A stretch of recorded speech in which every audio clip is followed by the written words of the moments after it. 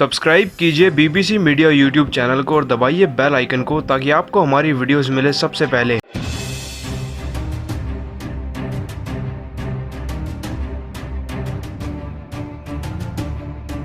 दोस्तों, अगर आप भी पंत और शार्दुल ठाकुर के अर्धशतक से खुश हैं तो वीडियो को लाइक जरूर कीजिएगा। दोस्तों, शार्दुल ठाकुर ने धोनी के अंदाज में छक्का जड़कर इंग्लैंड के मैदान में इतिहास रच दिया और अपना अर्धशतक भी पूरा कर लिया। लेकिन कैसे शार्दुल ठाकुर ने पंत के साथ मिलकर इंग्लैंड की टीम के परखच्चे उड़ाकर रख दिए, वो सब तो आपको बताएंगे ही। लेकिन उससे पहले आप सभी को क्या लगता है, शार्दुल ठाकुर और ऋषभ पंत में कौन एक बेहतरीन फिनिशर है? इसका जवाब नीचे कमेंट करके जरूर दीजिएगा।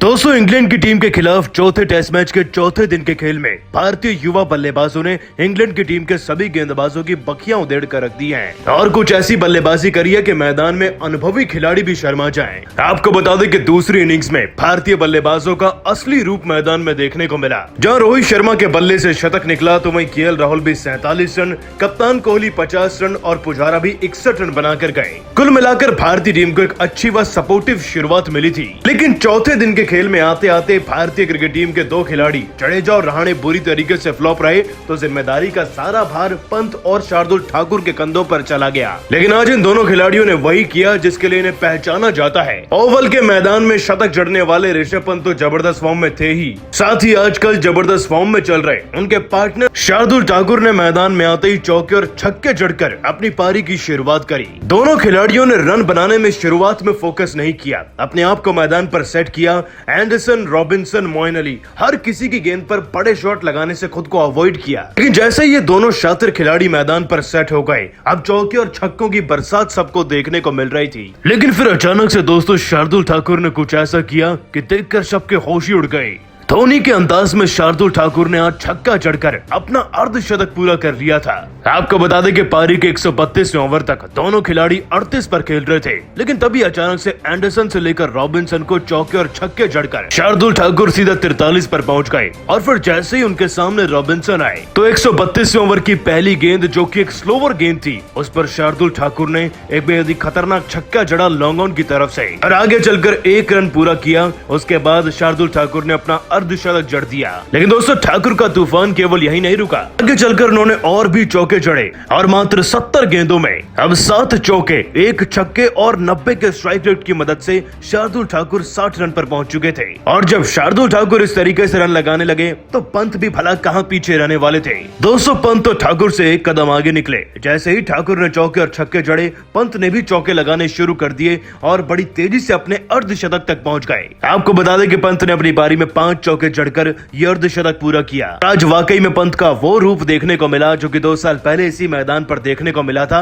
जब पंत ने अपना शतक लगाया था। और कुछ इसी तरीके से दोस्तों शार्दुल ठाकुर और पंत ने अर्धशतक लगाकर वाकई में रिकॉर्ड भी बना दिया है। इतनी कम उम्र में दो खिलाड़ियों के बीच में ये भारतीय क्रिकेट टीम की इंग्लैंड की सरजमी पर सबसे ज्यादा रन लगाने वाली पार्टनरशिप बन गई है ये 7वें विकेट के लिए। लेकिन दोस्तों, आप सभी पंत और शार्दुल ठाकुर की अर्धशतक ये पारियों को 10 में से कितने नंबर देंगे, नीचे कमेंट करके जरूर बताइएगा।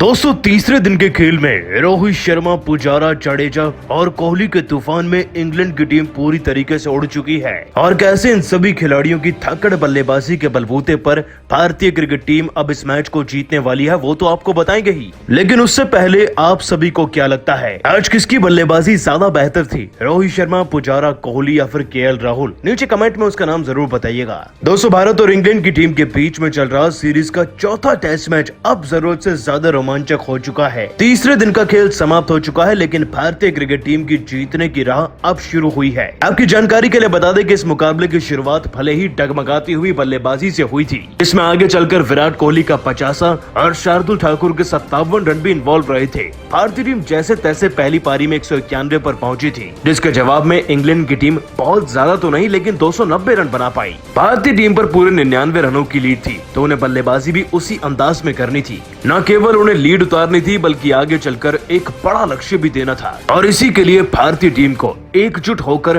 बेहतरीन बल्लेबाजी करनी थी और इसी कर्तव्य को शुरुआती दौर से संभाला रोहित शर्मा ने। दोस्तों रोहित शर्मा ने मानो आज भारतीय क्रिकेट टीम में एक नई जान ही फूंक दी हो। वैसे तो केएल राहुल ने भी उनका डटकर साथ दिया, शुरुआती दौर से बड़े शॉट लगाए और फिर बड़े शॉट लगाते लगाते वो 40 तक पहुंच ही गए थे कि वो आउट हो गए।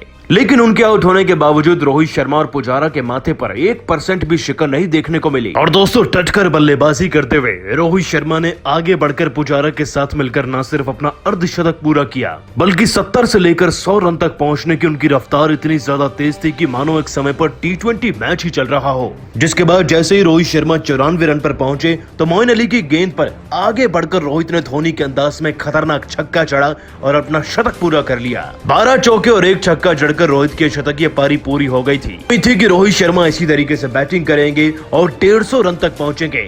लेकिन फिर पारी के 81वें ओवर में बहुत कुछ बदल गया क्योंकि दोस्तों रोहित और पुजारा का विकेट एक साथ ही जो गिर गया था। आपको बता दें कि इस बीच पुजारा भी 127 गेंदों पर 61 रन लगा चुके थे। उनकी पारी में भी 9 चौके शुमार थे। लेकिन सबसे पहले इस ओवर की पहली गेंद पर रोहित शर्मा क्रिस वॉक्स को कैच थमा बैठे। ये खराब शॉट सिलेक्शन था। खैर दोस्तों रोहित के आउट होने के बाद कोहली मैदान पर आ गए थे, लेकिन इसी ओवर में पुजारा नाम का झटका भी लग गया। मोइन अली को एक आसान सा कैच थमा बैठे चेतेश्वर पुजारा इस ओवर की 5वीं गेंद पर और उनकी पारी आखिरकार 61 रनों पर ही रुककर रह गई। अब बल्लेबाजी की कमान को संभालने के लिए मैदान में आ चुके थे विराट कोहली और रविंद्र जडेजा।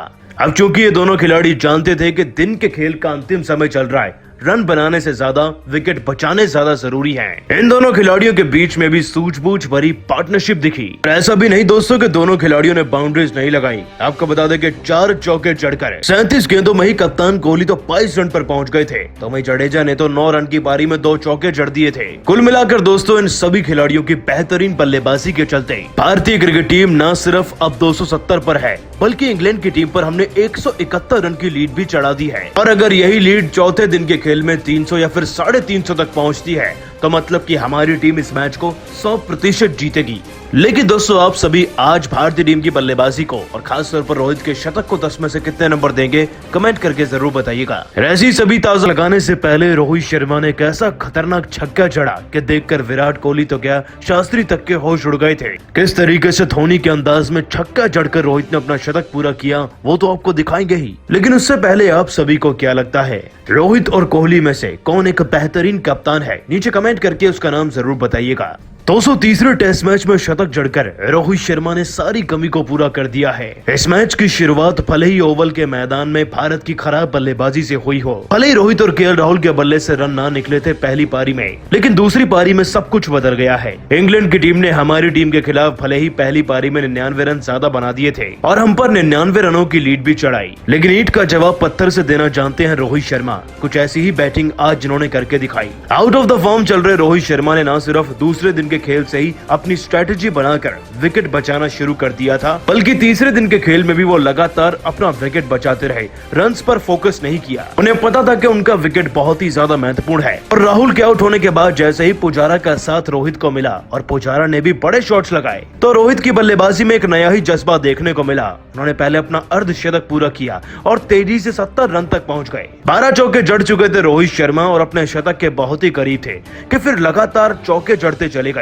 और जैसे ही रोहित शर्मा 94 पर पहुंच गए थे तब तो उन्होंने कुछ ऐसा छक्का जड़ दिया कि देखकर कोहली शास्त्री भी खड़े होकर तालियां बजाने पर मजबूर हो गए थे। के पारी के 64वें ओवर का है। गेंदबाजी पर थे मोइन अली और सामने थे उनके रोहित शर्मा। ओवर की 5वीं गेंद जो कि एक फ्लाइट डिलीवरी होने वाली थी, पहले की ये गेंद कुछ कर पाती रोहित शर्मा आगे बढ़ गए 2 कदम और एक इतना खतरनाक छक्का जड़ दिया लेग साइड की तरफ से कि गेंद दूसरे नहीं तीसरे स्टैंड में जाकर गिरी। और इसी छक्के के साथ एक शानदार तूफानी अंदाज में रोहित शर्मा ने अपना पहला ओवरसीज टेस्ट में शतक भी पूरा किया। ये छक्का इतना ज्यादा शानदार था दोस्तों कि भारतीय दर्शकों के साथ साथ अंग्रेजी दर्शक भी खड़े होकर रोहित के लिए तालियां बजाने लगे। और भारतीय खेमे का तो क्या ही कहना, कोच रवि शास्त्री हो, कप्तान विराट कोहली, शार्दुल ठाकुर, पंत या फिर कोई और खिलाड़ी क्यों ना हो, सबके सब ड्रेसिंग रूम की बालकनी में आए और रोहित शर्मा के शतक की सराहना करी। उनके लिए काफी देर तक तालियां बजाई और इसी बीच उनकी पत्नी भावुक भी नजर आई। वो भी बेहद ही खुश थी कि जिस अंदाज में रोहित ने शतक चढ़ा है वो वाकई में काबिल तारीफ है। आपको बताएं दोस्तों के लंबे समय से रोहित शर्मा की फॉर्म पर सवाल उठ रहे हैं और खास तौर पर टेस्ट फॉर्मेट में, लेकिन इस शतक ने रोहित शर्मा की बल्लेबाजी को एक नया जीवन दिया है। वो खुद से भी अब बहुत ज्यादा कॉन्फिडेंट नजर आ रहे हैं और उम्मीद है कि वो आगे चलकर भारतीय टीम के लिए इसी तरीके से शतक लगाएंगे और इस मैच को तो जिताएंगे ही। लेकिन दोस्तों, रोहित शर्मा के इस गगनचुंबी छक्के को आप सभी 10 में से कितने नंबर देंगे, नीचे कमेंट करके जरूर बताइएगा। और ऐसी दोस्तों, चौथे टेस्ट मैच में शतक चढ़कर रोहित शर्मा ने इतिहास ही रच दिया है। लेकिन आखिरकार किस तरीके से भारतीय बल्लेबाजों ने रोहित शर्मा का इस शतक में साथ दिया और रोहित शर्मा ने इंग्लैंड में इतिहास रचा और शतक ठोककर लगभग भारत को जिता ही दिया है, वो सब तो आपको बताएंगे ही। तो उससे पहले आप सभी को क्या लगता है, रोहित शर्मा की शतकीय पारी को आप 10 में से आज कितने नंबर देंगे?